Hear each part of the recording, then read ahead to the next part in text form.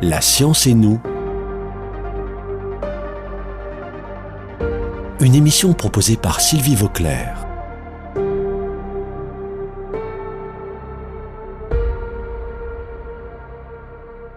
Aujourd'hui, nous allons parler du soleil.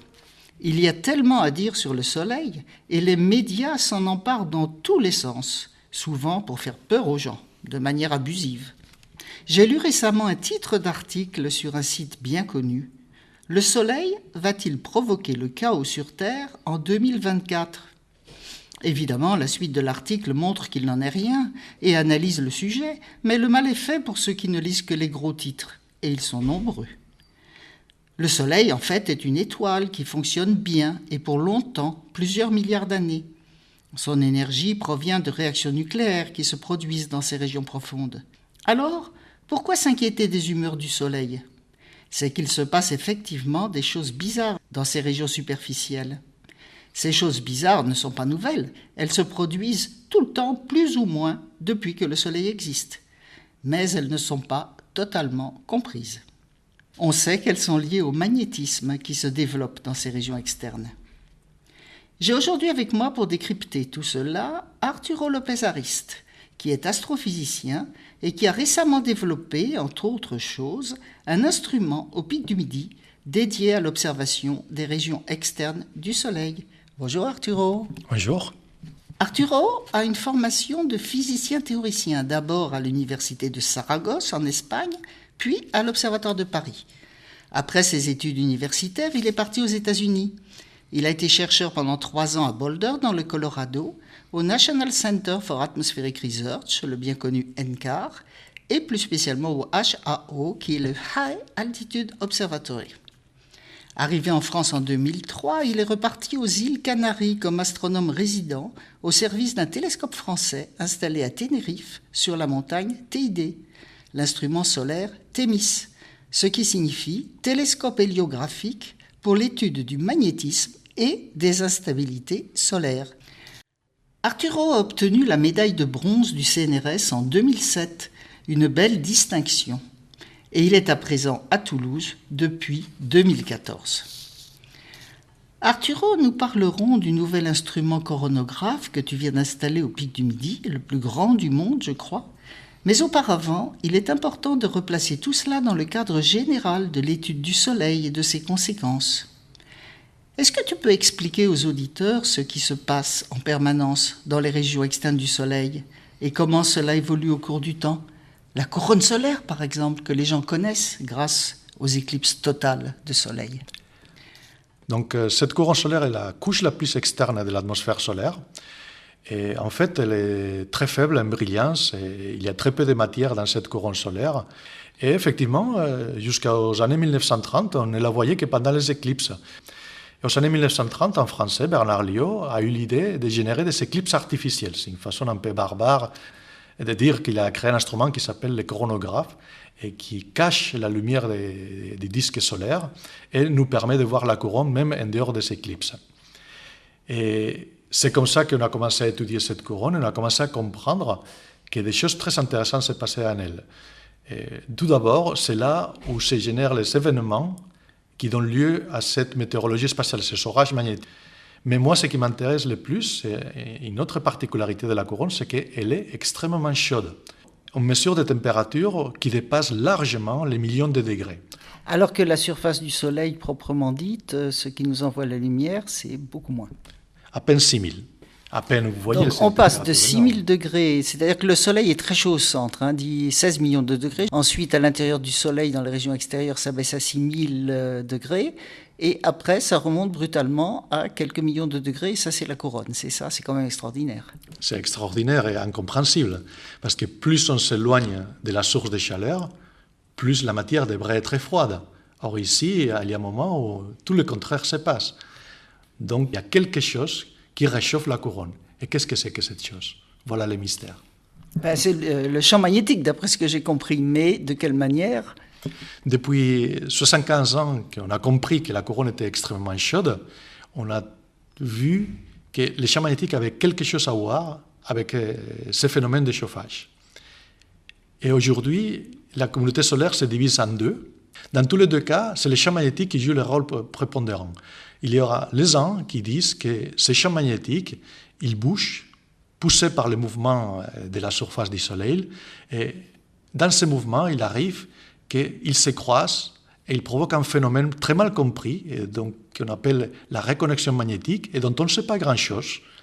Mais cette reconnexion magnétique serait capable de générer beaucoup de chaleur. C'est-à-dire qu'en fait, il y a de l'énergie dans le champ magnétique, et le champ magnétique, il se tord, il se reconnecte, il fait plein de choses, et il libère son énergie, c'est ça, et ça devient de la chaleur. C'est ça l'idée. L'idée globale, on la comprend, mais dès qu'on entre dans les détails, rien ne marche. Il y a un phénomène solaire qu'on appelle les fulgurations. Fulguration ? Oui. Ah. Très souvent, on utilise le mot anglais flare, mais le mot français correct, c'est fulguration. Et dans lequel on voit beaucoup de chaleur se dégager, même si on ne comprend pas. Quand on dit qu'on voit la chaleur se dégager, il faudrait peut-être un peu expliquer aux auditeurs comment est-ce qu'on voit, de quelle manière on voit que c'est chaud. Alors, l'objet, il n'est pas à notre portée, donc on ne peut pas amener un thermomètre là-bas. Donc, comment on sait qu'il est chaud? On regarde la lumière qui émet. Et on a tous l'expérience du fer mis à blanc. Et on sait qu'il est chaud. On chauffe un morceau de fer. D'abord, on ne voit rien de particulier. Puis, on voit une lueur rougeâtre qui commence à devenir de plus en plus brillante.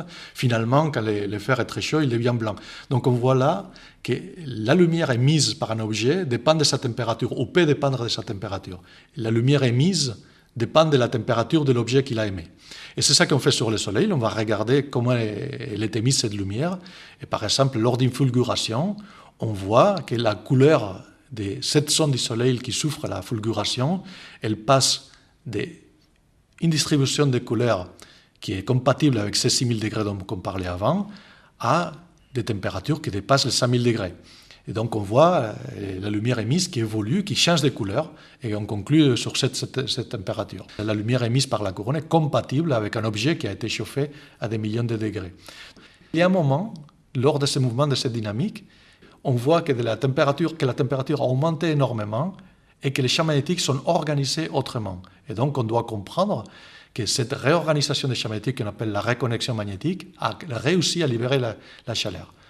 Donc ça, on le voit très bien dans les fulgurations, même qu'on ne comprend pas et qu'on ne sait pas résoudre les équations. On pourrait imaginer que dans la couronne solaire, la même chose se passe. Des fois, on croit voir des choses qui ressemblent, mais pas toujours. Or, la couronne reste à 1 million de degrés. Alors, quel autre mécanisme pourrait chauffer la couronne? Alors, ce qu'on voit, c'est qu'il y a les champs magnétiques qui partent de la couche la plus basse de l'atmosphère solaire, elles remontent jusqu'à la couronne, et dans ces lignes de champs magnétiques, on mesure des ondes qui se propagent et qui partent de la photosphère et qui arrivent à la couronne. Et ces ondes portent de l'énergie. On a tous la sensation, quand on va à un concert de rock, on peut sentir les bruits qui poussent sur nos oreilles et qui des fois même poussent sur notre peau. Donc une onde porte de l'énergie. Donc ça c'est bon, on voit ces ondes partir de la photosphère chargées d'énergie et arriver à la couronne. Il nous suffit qu'ils déposent cette énergie. Malheureusement, personne ne sait comment faire ça. Donc voilà, le deuxième groupe de théories qui utilise les ondes pour amener de l'énergie de la couronne ont le problème que personne ne sait comment convertir cette énergie de ces ondes en chaleur. Et c'est là où j'ai eu une petite idée il y a quelques années de comment ça pourrait se faire. Et donc j'essaie d'explorer cette idée. Donc c'est pour ça, c'est une des raisons d'installer un coronographe ou de faire des observations au coronographe pour avoir plus d'informations sur ce sujet? Exact, c'est un peu la méthode scientifique amenée à l'extrême. On émet une hypothèse, dans ce cas-ci, pour qu'est-ce qui pourrait chauffer la couronne solaire.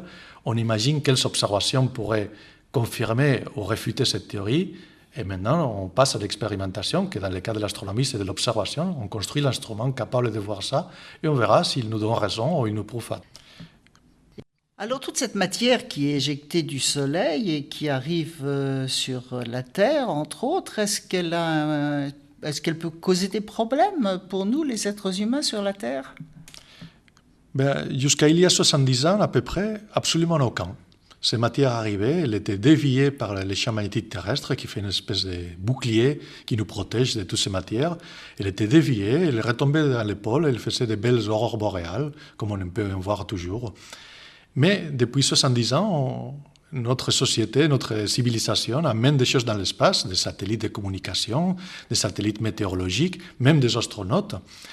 Et là, il y a un vrai risque.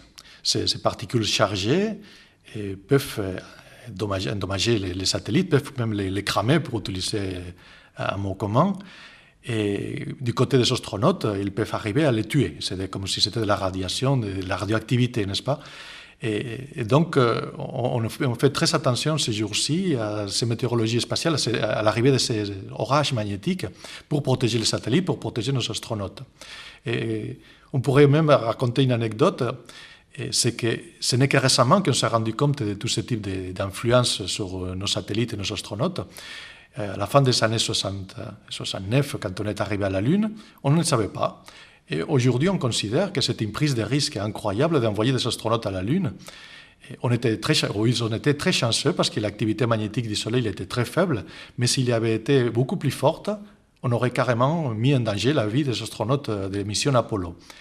Donc c'est quelque chose qu'on a appris depuis, et maintenant on fait beaucoup plus attention. Mais voilà l'impact que le Soleil et ces éjections de masse coronale peuvent avoir sur nous, sur notre civilisation technologique. Mais les parois des satellites et tout ça, ça suffit pas pour empêcher? Du point de vue des astronautes, oui, et c'est ça qu'on fait dans les stations spatiales. Mais pour les satellites qui ne portent pas des humains à l'intérieur, on a un intérêt à les faire légers. Donc on joue là avec... qu'est-ce qu'on fait? On met une paroi plus grosse qui protège de la radiation, ou peut-être mieux, on développe des méthodes de prévision de la météo, et dès qu'on voit un orage magnétique solaire arriver sur la Terre, simplement on éteint les satellites, on les met en mode protégé. Arturo, on va reparler de tout ça la semaine prochaine. Tu vas nous expliquer ce nouveau coronographe au Pic du Midi, et toute l'histoire aussi des coronographes au Pic du Midi. La semaine prochaine, Arturo, au revoir. Avec grand plaisir, à la semaine prochaine.